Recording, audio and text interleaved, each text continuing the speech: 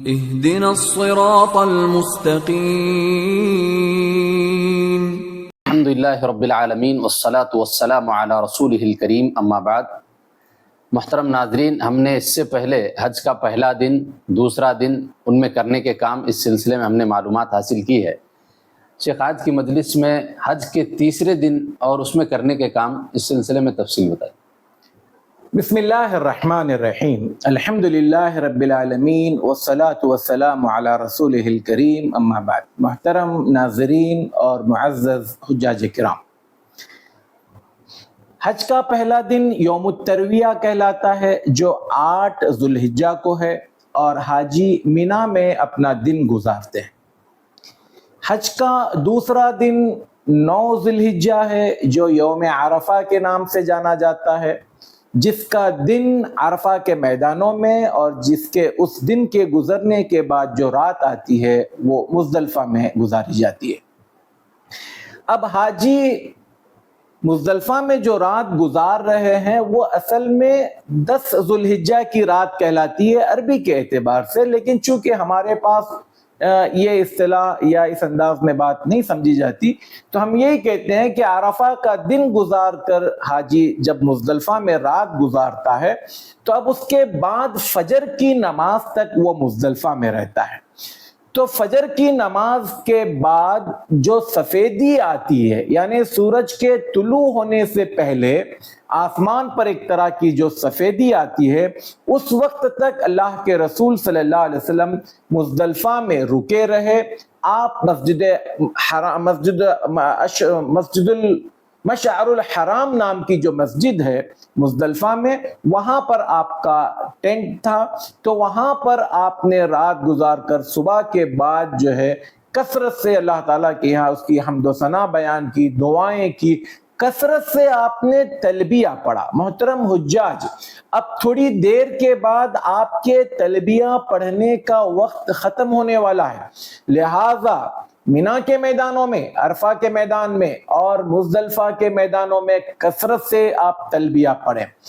بعد میں آپ کے پاس دوسرے اذکار کے لیے زندگی پڑی ہے، لیکن تلبیہ پڑھنے کے لیے جو آپ کے پاس محدود وقت ہے، خاص کر مزدلفہ کی صبح میں، اب آپ کا وہ وقت ختم ہونے والا ہے، لہٰذا آپ کثرت سے جو ہے تلبیہ پڑھیں۔ آج کا جو دن ہے، یعنی مزدلفہ کے دن رات ہم نے مزدلفہ گزار کر فجر کا جو وقت شروع ہو چکا ہے، تو یہ 10 ذوالحجہ ہے، جس کو ہماری شرعی اصطلاح میں یوم النحر کہا جاتا ہے، قربانی کا دن، اور یہ دن عید کا دن ہے غیر حاجیوں کے لیے۔ پہلی بات یہ سمجھ لیجئے، حاجیوں پر یہ عید کی نماز اٹھا لی گئی ہے، حاجیوں سے عرفہ کا روزہ اٹھا لیا گیا، حاجیوں سے جمعہ کی نماز اٹھا لی گئی، حاجیوں سے اب جو ہے عید کی نماز بھی ان پر نہیں ہے۔ 10 ذوالحجہ کا جو دن آ رہا ہے، اللہ کے رسول صلی اللہ علیہ وسلم نے آج کے دن 5 کام کیے، اور آپ صلی اللہ علیہ وسلم نے ان 5 کاموں کو اس ترتیب سے کیا۔ نمبر 1، آپ نے جمرے کو جا کر کنکری ماری۔ 10 ذوالحجہ کو صرف ایک ہی جمرہ کو کنکری مارنا ہے، جو کہ سب سے آخر میں آتا ہے۔ 7 کنکریاں آپ نے ماری۔ دوسری چیز، آپ نے قربانی کی۔ تیسری چیز، آپ نے حلق کیا۔ چوتھی چیز، آپ صلی اللہ علیہ وسلم نے طواف کیا، جس کو طواف زیارہ یا طواف افاضہ کہتے ہیں۔ اور 5ویں چیز، آپ صلی اللہ علیہ وسلم نے سعی کی، صفا اور مروہ کے درمیان میں۔ اب چونکہ اللہ کے رسول صلی اللہ علیہ وسلم نے ایک ہی حج کیا، اور بندہ ایک حج میں کوئی بھی ایک ہی ترتیب سے کام کر سکتا ہے، یہ 5 کام آپ صلی اللہ علیہ وسلم نے اس ترتیب سے کیے، افضل یہی ہے۔ لیکن یہ ممکن نہیں ہے کہ 25-27 لاکھ حاجی سب کے سب اسی ترتیب سے یہ کام کو انجام دیں، سب کے سب پہلے جمرات میں جائیں، سب کے سب قربانی میں لگے رہے، سب کے سب حلق کر، ایسا نہیں ہوگا۔ اللہ کے رسول صلی اللہ علیہ وسلم کے خود اپنے وقت میں صحابہ نے آپ صلی اللہ علیہ وسلم کے پاس ہر تھوڑی دیر میں کوئی نہ کوئی صحابی آ کر کہتا اے اللہ کے رسول صلی اللہ علیہ وسلم میں نے پہلے حلق کیا پھر کنکری ماری. آپ صلی اللہ علیہ وسلم نے کہا افعل ولا حرج, کرو آگے کے کام کرو, کوئی بات نہیں, یہ ترتیب کوئی معنی نہیں ہے. کسی نے کہا کہ میں نے پہلے کنکری ماری پھر قربانی کی پھر اس کے بعد میں نے حلق کیا, تو آپ صلی اللہ علیہ وسلم نے کہا کرو کوئی بات نہیں. کسی نے کہا کہ میں نے پہلے قربانی کی پھر حلق کیا پھر کنکری ماری, آپ صلی اللہ علیہ وسلم نے کہا افعل ولا حرج. گویا 5 کاموں میں بندہ آگے پیچھے کچھ بھی کر لے تو کوئی فرق نہیں پڑتا, یہ 5 کام ہیں. ان 5 کاموں میں جمرات کو کنکری مارنا یہ واجب ہے, اگر چھوٹ جائے تو دم واجب ہوگا. دوسری چیز قربانی یہ بھی واجب ہے جو تمتع اور جو ہے قران کرنے والے کے لیے ہے.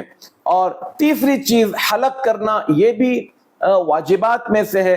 طواف اور سعی یہ رکن ہے, اگر یہ نہ کریں تو پھر جو ہے بندے کا حج ہی نہیں ہوگا. بعض لوگ وہاں پر آپ کو ملیں گے جو یہ بات بڑے فورس کے ساتھ بڑے شد و مت کے ساتھ کہیں گے کہ نہیں یہ کام کو اسی ترتیب سے کرنا ہے, اور دلیل میں یہ بات کہیں گے کہ اللہ کے رسول صلی اللہ علیہ وسلم نے اسی ترتیب سے کیا ہے. بھیا اللہ کے رسول صلی اللہ علیہ وسلم نے اس ترتیب سے کیا ہم مانتے ہیں, لیکن صحابہ کو آپ نے جب آگے پیچھے کیا انہوں نے تو آپ نے بہت واضح انداز میں کہا افعل ولا حرج, کرو کوئی بات نہیں. تو گویا یہ آپشن ہمیں بتاتا ہے کہ اس ترتیب ضروری نہیں. لیکن پھر بھی جو لوگ ضد کر رہے ہیں کہ یہ اللہ کے رسول صلی اللہ علیہ وسلم نے اس ترتیب سے کیا لہذا اسی ترتیب سے ہونا چاہیے, تو ہمارے ان سے کچھ سوالات ہیں. نمبر 1, اللہ کے رسول صلی اللہ علیہ وسلم نے قران کیا, آپ تمتع کیوں کر رہے ہو بھائی؟ نہیں, حج میں 3 کی گنجائش ہے نا, تو وہاں پر بھی ترتیب میں آگے پیچھے ہونے کی گنجائش ہے. دوسرا سوال ہم یہ کرنا چاہیں گے کہ اللہ کے رسول صلی اللہ علیہ وسلم قربانی میں اونٹ 63 اونٹ ذبح کیے. بھیا آپ 63 نہیں 1 اونٹ ذبح کیجئے. نہیں, اس میں بھی ہمارے لیے آپشن ہے نا, بکرا کر سکتے, اونٹ میں یا گائے میں حصہ لے سکتے. تو پھر جب آپ اس آپشن کو قبول کر رہے ہو تو وہاں پر جو آپشن ہے اس کو قبول کرنے میں آپ کو کیا دقت ہے؟ کیوں امت کو آپ تکلیف میں ڈالنا چاہتے ہیں اس ترتیب کا پابند بنا کر؟ اسی طرح سے اللہ کے رسول صلی اللہ علیہ وسلم نے ذوالحلیفہ میں احرام باندھا, آپ نے یلملم سے کیوں باندھا؟ نہیں, آپشن ہے 5 میقات ہے, 5 میں سے. تو میرے بھائی یہ جو آپشن ہیں اللہ کے رسول صلی اللہ علیہ وسلم نے یا شریعت نے جو ہمیں رخصت دیے, ایک کے بجائے ایک سے زیادہ اختیارات دیے ہیں, جہاں آپ کی سہولت ہے جو آپ کر سکتے ہیں اس کو آپ کریں. لہذا 10 تاریخ کے یہ 5 کاموں کی ترتیب آگے پیچھے ہو سکتی ہے. لیکن اس میں بھی کچھ حالات ایسے ہیں, میں ایک مثال دے کر اپنی بات کو ختم کروں گا اور ہم اس حوالے سے مستقل ویڈیو بنائیں گے.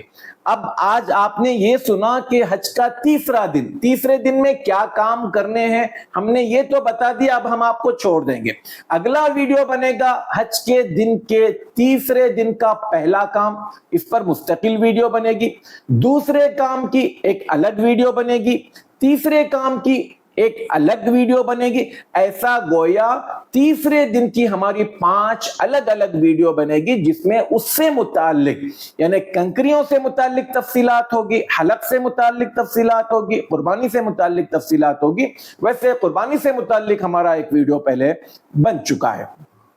تو یہاں پر آخری بات جو میں کہنے جا رہا تھا وہ یہ کہ ہمارے پاس جب یہ 5 دنوں کے جو کام آ رہے ہیں اس کو آپ ترتیب وار دیکھیں, اور اس ترتیب میں آپ آگے پیچھے ہونے کی صورت میں کوئی حرج نہیں ہے, آپ کے لیے جو آسانی ہے وہ آپ قبول کریں. ایک آخری بات جو کہنے جا رہا تھا وہ یہ کہ آپ جو ہے ہو سکتا ہے کوئی بندہ یہاں پر یہ کہے کہ کیا ہم مزدلفہ سے سیدھا مکہ جا سکتے ہیں, پہلے طواف کریں, سعی کریں, پھر مینا واپس آئیں؟ جی نہیں, ہم آپ کو مشورہ دیں گے کہ آپ 10 تاریخ کے کاموں میں ترتیب آگے پیچھے کی جا سکتی ہے, لیکن ہم اس کام کے کرنے کو آپ کو منع کریں گے اس لیے کہ 10 تاریخ کے دن صبح میں مکہ پورا شہر طائف کے میکسیمم لوگ، جدہ کی ایک بڑی اکثریت حرم میں عید کی نماز پڑھنے کے لیے آتی ہے۔ اگر اب آپ مزدلفہ سے، ابھی آپ حالت احرام میں ہیں، احرام کی حالت بگڑ چکی ہے اور ہو سکتا ہے بدبو بھی آ رہی ہوگی، آپ ایسے وقت میں حرم جاؤ گے تو کئی دشواریوں کا آپ کو سامنا کرنا پڑے گا، لہٰذا آپ وہاں جانے کے بجائے مزدلفہ سے سیدھا مینا آئیں، اور مینا میں آنے کے بعد آپ کو ترتیب وار کیا کام کرنے انشاءاللہ ہماری اگلی ویڈیو میں آپ تفصیلات سنیں۔ اللہ تبارک و تعالی ہمیں کہنے اور سننے سے زیادہ عمل کی توفیق عطا فرمائے، آمین۔ السلام علیکم ورحمۃ اللہ وبرکاتہ۔ وعلیکم السلام ورحمۃ اللہ وبرکاتہ۔